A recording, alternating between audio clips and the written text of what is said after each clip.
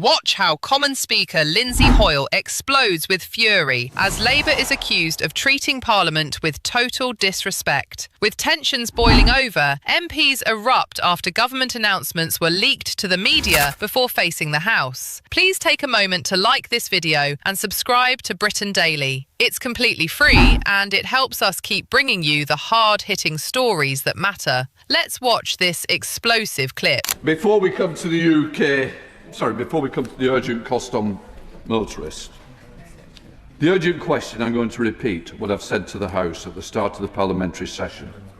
The government's own ministerial code makes it clear that important policy announcements should be made in the first instance to this House when it's sitting. Some people seem to have very short memories. We've had the last 3 days of this announcement being drip-fed to the media. This is not in line with the government's own rules and it is unacceptable. These backbenchers of either side are elected to this House to hear it first, not to be outside a Morrison's petrol station, not to be on a bus, not doing it to TikTok. These members should be respected. I uphold this House and I respect the members if the government doesn't. The government's got to get its act together and recognise the value of its own backbenchers. Right, we now come to the urgent question. Sir Chancellor. Thank you, Mr. Speaker. To ask the Chancellor of the Exchequer if she will make a statement on the government's plan for the costs to motorists. Lucy Rigby. Mr. Speaker, just to note that your comments just then are fully noted and I'll ensure that they're fed back to the entirety of the ministerial team. Mr. Speaker, the government is taking steps to support households and businesses with their fuel costs in response to the conflict in the Middle East. A rapid de-escalation in the Middle East remains the best way to bring down fuel prices, where the most impactful step is, of course, to reopen the Straits of Hormuz.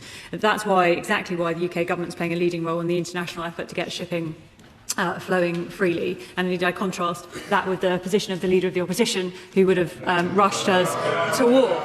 So alongside this key step, Mr. Speaker, so the Boys Club... Sorry, I can't hear what the Minister's saying, and in fairness, we put the urgent question on, in which we can hear the Minister. Look, I'm proud of this Parliament, I'm proud of this country, so I do want to hear it, Minister. So alongside this key step, Mr. Speaker, the government's priorities will continue to be helping families with the cost of living, including through protecting the public finances. The government's taking action to bear down on prices at the pump, and in November we extended the 5p per litre cut in fuel duty for a further 5 months. Right now, petrol and diesel are 11p per litre cheaper than under plans inherited from the previous government. Some fuels have been more impacted than others by this conflict. We recognise that, and the government also recognises the pressures being faced by drivers and other fuel users. That is exactly why we are introducing a package worth over £400 million, which combines broad support for motorists with targeted support for sectors most exposed to and affected by higher fuel prices. And yesterday, the Prime Minister made clear that we will not increase fuel duty this year. The temporary 5p cut will be extended until the end of the year. And taken together, the government's decisions will save the average motorist over £120 this year, compared to plans inherited from the previous government. But we also recognise, Mr. Speaker, that farmers face substantially increased costs on fertilisers and fuel, and that's why we're going further, cutting the duty rate on red diesel by over a third per litre to the lowest rate in over 20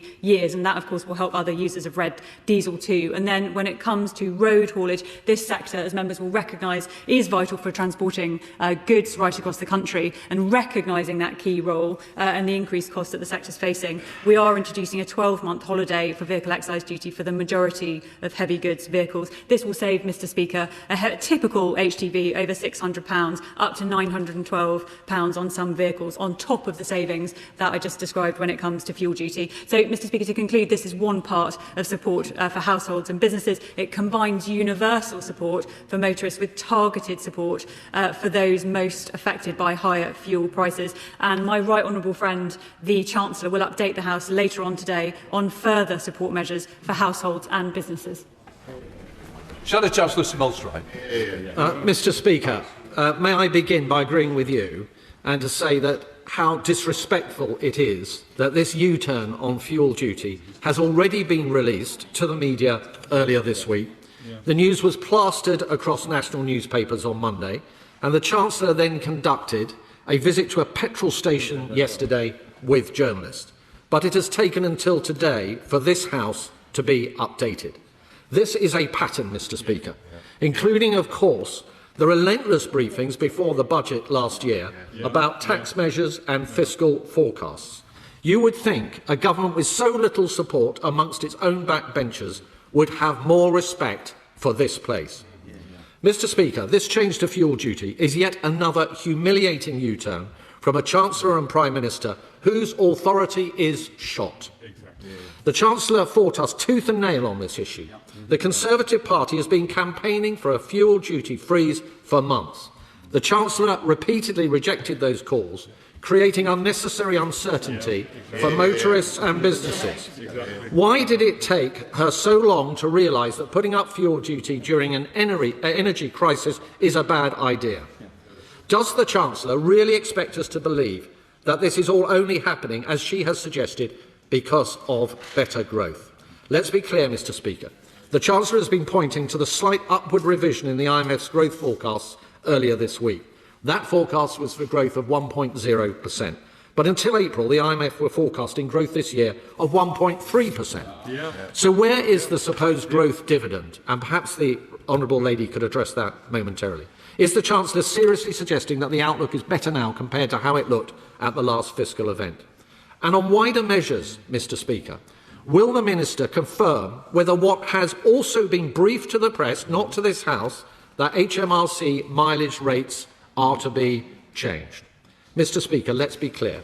This is a government lurching from one U-turn to the next. Their mismanagement has left our economy weak. The reality is they're in no position to support people through these cost of living pressures because they have mismanaged the economy. They have no credibility left, and clearly they have no respect for this House.